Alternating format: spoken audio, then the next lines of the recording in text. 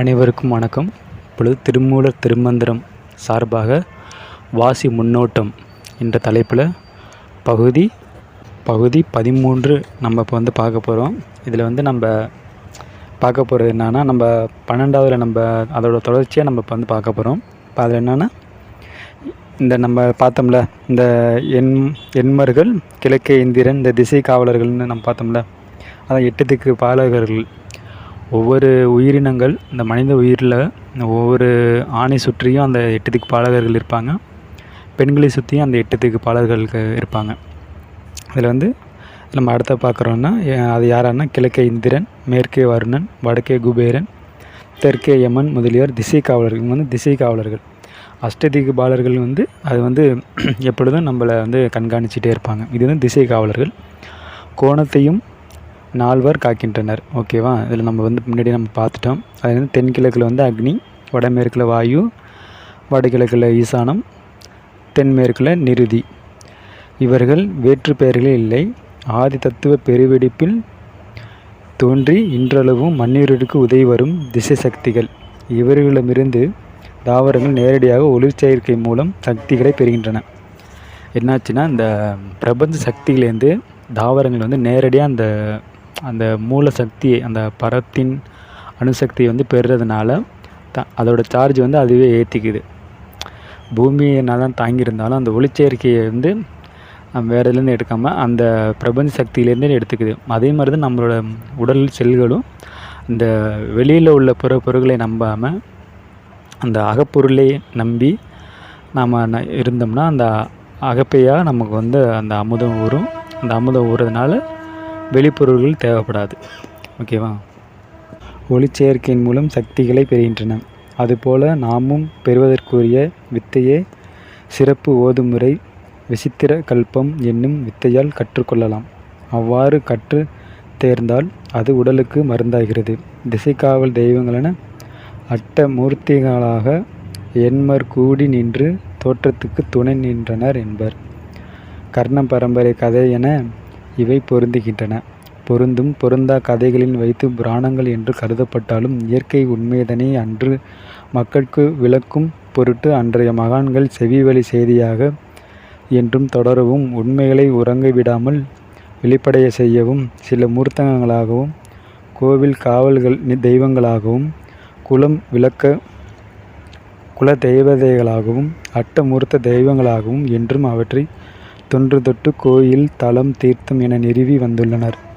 இப்போ கோயிலோட பேசிக் என்னன்னா, இப்போ திருமூலர் 3000 வருஷம் வாழ்ந்து 3000 பாடல் எழுதினார். அதையும் இந்த மொழிபெயர்த்து இதெல்லாம் பண்ணி அதையும் பாதுகாப்பாக அந்த மக்களுக்கு கொண்டு சேர்க்கணுன்னு நல்வழியில் மக்கள் போராடிக்கிட்டு இருக்காங்க. அதுபோல் திருவள்ளுவரோட திருக்குறளும் சரி, திருவாசகம் எழுதிய மாணிக்க வாசகர் அதுவும் சரி, எல்லாமே மக்களுக்கு சென்றடையணும், மக்கள் விழிப்படையணும், ஆன்ம நேயம் இருக்கணும் அப்படிங்கிறதுக்காண்டி, இறைவு நிலையை அடையணும் அப்படிங்கிறதுக்காண்டி ஒவ்வொரு மக்களும் இந்த வழியை சிறப்பாக பின்பற்றுறாங்க. அதை பின்பற்றும் மக்களும் அதை புரிந்து மக்களும் அந்த வழியில் நடக்கணும். இதுதான் இந்த உலகத்தோட இயற்கை. அதனால் உண்மையை நம்ம தோள விடாமல் நம்ம அதை காக்க வேண்டிய கடமை நம்ம அனைவருடைய கடமையாகவும் இருக்கிறது. முக்கியமாக தமிழ் மறை, திருக்குறள், திருமந்திரம், திருவாசகம், திருவருட்பா, இந்த 4 மறையும் காத்து இந்த கோயில்களை காக்க வேண்டிய கடமையும் அது நமக்கு தான் இருக்குது. முக்கியமாக இந்த தமிழ் கோவில்கள், தமிழ்நாட்டில் உள்ள கோவில்கள் கொஞ்சமாக அழிந்து வருகின்றன.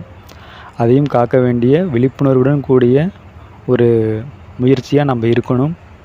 இளைஞர்களும், இந்த காலத்து இளைஞர்களும் அந்த விழிப்படைந்து கோயில்களை, சிவன் கோயில்களையும் சரி, எல்லா கோயில்களும் அங்கே அந்தந்த ஊரில் இருக்க அந்த கோயில்களும் பராமரிக்க வேண்டியது அந்த இளைஞர்களும் சரி, அந்த ஊர் காவலர்களும் சரி, ஊர் பொதுமக்களும் சரி, அவர்கள் அந்தந்த ஊர்க்காரங்களே அதை பார்த்தாலே போதும்.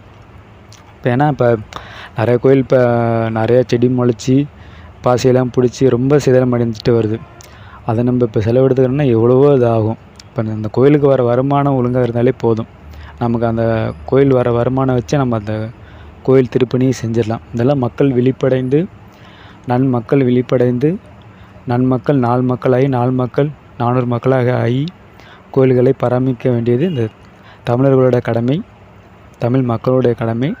நம் முன்னோர்கள் வகுத்து வைத்த நெறியை பாதுகாக்க வேண்டியதும் நம் தமிழ் மக்களோட கடமை. இதுதான் அடுத்தடுத்த சந்ததிக்கும் இதுதான் ஒரு ஊக்கமும் உணர்ச்சியுமா இருந்து அடுத்தடுத்த சந்ததியை வழி நடத்தும். சரி, நம்ம இப்போ அடுத்ததாக நம்ம பார்க்கலாம். நம்ம தல தீர்த்தங்கள் என நிறுவி வந்துள்ளனர். இச்செயல்கள் யாவும் முற்றிலும் கதைக்கப்பட்டது என்று கருதாமல் அவற்றிலுள்ள இயற்கை உண்மை தத்துவங்களை நாம் உணர்ந்தல் வேண்டும். அறிஞர் பொதுமக்கள் இன்றளவும் ஏற்றி போற்றி வருகின்றனர். தத்துவங்களை குப்பை என்று கருதுவோர் பேரறிவு திறமுடையார் விளங்கினாலும், இதெல்லாம் பொய்யென திறம்படையோர் எவ்வளவு விளங்கினாலும் அவங்க புரியாததனால் அவற்றை தவறாக கருதலாம். அதற்கு நாம் என்ன செய்ய முடியும்? புரியாத புதிர்களுக்கு விடை அறிவதும் தெய்வமாய் இருக்கிறது. கணக்கில் பேரறிவு தனக்கு எப்படி வந்தது என்று பேராசிரியர் ஹர்டி கேட்டபோது, கணித மேதை ராமானுஜர் தன் ஊர் கோயில் குடிகொண்டிருக்கும் நமகிரித்தாய் தெய்வமே தந்தது என்கிறார். இப்போ தெய்வம் அருள் எப்படி வரும்னா, நம்மளோட முயற்சியும் அதற்கு ஆண்டு செய்ய வேண்டிய தியானம் தவம் மந்திரத்தை சொல்லி அதுக்காண்டி தியாகம் பண்ணுறதுனா பலி கொடுக்கறது கிடையாது. நம்ம ஐம்புலன்களை பலி கொடுப்பதே தெய்வங்களை நம்ம போற்றி வணங்கி அதற்குரிய மந்திரம் கூறி தவம் இருக்கணும். அது தெய்வம் மனமிறங்கி வரும். சில பேர் ஏக இறைவனை நம்ம தவத்திலையும் இருக்கக்கூடிய வாய்ப்பும் கிடைக்கும். இதுதான் இதில் நம்ம உடம்பை பேணி காக்க வேண்டியதும் அது நம்மளுடைய கடமையாக இருக்குது. அடுத்து நம்ம பார்ப்போம். இது பேராசிரியர் ஹார்டியால் ஏற்றுக்கொள்ள முடியவில்லை என்றாலும் பின்னாளில் பேராசிரியர் ஹார்டி அவர்களிடம் அவரது மாணவர்கள் இதே கேள்வியை கேட்டபோது அவர்களுக்கு இதை ராமானுஜர் தன் உயர் மன உணர்வில் இருந்து பெற்றார் என்று விளக்குகிறார். இதுபோல் அவரவர் உணர்வுடன் கூடிய நினைவுகள் அவரவர் தம் வாழ்வியலை நிச்சயிக்கின்றன என்பது தெளிவாகிறது. இதற்கு திசா சக்திகளே தெய்வங்களென இருந்து உதவுகின்றன. மாபெரும் தெய்வ சக்திகளே திக்பாலர்கள், திசை காவலர்கள், விசித்து தத்துவ ஞாதிகர்களாகவும் திசை ஆற்றல்கள் வாஸ்து என்ற பெயரில் வாஸ்து தேவதைகளாகவும் விளங்குகின்றன. வாஸ்து உறங்கி எழுந்து அருள் பாலித்தாலும் அவரவர் உறங்கா சக்தியாகவும் தோன்றிய தோற்றங்கள் யாவற்றுக்கும் அது அணுவாலும் அண்டமேயானாலும் சிறு பிளாட் என்றாலும் பொருந்தும்படி சக்தி எட்டல்கள் இருக்கின்றன. அதாவது ஒரு சோறு பானைக்கு ஒரு பானை சோறுக்கு ஒரு சோறு பதம் என்ற கணக்கு ஆகும். இதுவும் நம் உடல் செல்களுக்கு பொருந்தும். அவற்றை பயன்படுத்த அறிந்த சித்தர்கள் உடல் செல் ஒவ்வொன்றையும் திசை தந்து தாக்குகிறது என்பதை அறிந்து போற்றினர். குறிப்பாக மரபணு சுருளில் உள்ள வெக்டார்களில் சமகோண அளவில் தாக்குதல் புரிகின்றன. திசா சக்திகள் அவற்றை இயக்குகின்றன. உடல் செல்லில் கணக்கதிர்களால் கருமையமாக இருப்பது இயற்கையின் இருப்பாகிய சித்தின் ஆற்றலே. அது கருமையமாக இருக்குது என்னது இந்த சித்தின் ஆற்றல் என்கிறாங்க. அண்ட புகழ் பிண்டம் புகழ் முறையில் பயன்படுத்தும் வகையில் அது கல்பமாகும். சித்தின் ஆற்றல் நம் உடம்பில் நாத விந்தங்களாக கலந்திருக்கின்றன. அந்த கலப்பில் அதுவே பிரபஞ்சத்தின் மறைபொருளாகவும் மனிதரின் சித்திரகுப்தமாகவும் இருக்கிறது. அதாவது என்னன்னா, நமக்கு எந்த ஆற்றல் கலந்துருக்குன்னா சித்தின் ஆற்றலில் நம்ம உடம்புல என்ன இருக்குது? நாத விந்தகங்கள். ஓகேவா? இதை நம்ம ஒழுங்கு பராமரித்தா சித்தின் ஆற்றல் பெறலாம் அப்படிங்கிறாரு. ஓகேவா? இத்துடன் இந்த தலைப்பு முடிவடைகிறது. மீண்டும் அடுத்த பாடலில் நாம் சந்திப்போம். அடுத்த வாசி முன்னேற்றம் அடுத்த தலைப்பில் நாம் சந்திப்போம். நன்றி, வணக்கம். திருச்சிற்றம்பலம், தில்லையம்பலம்.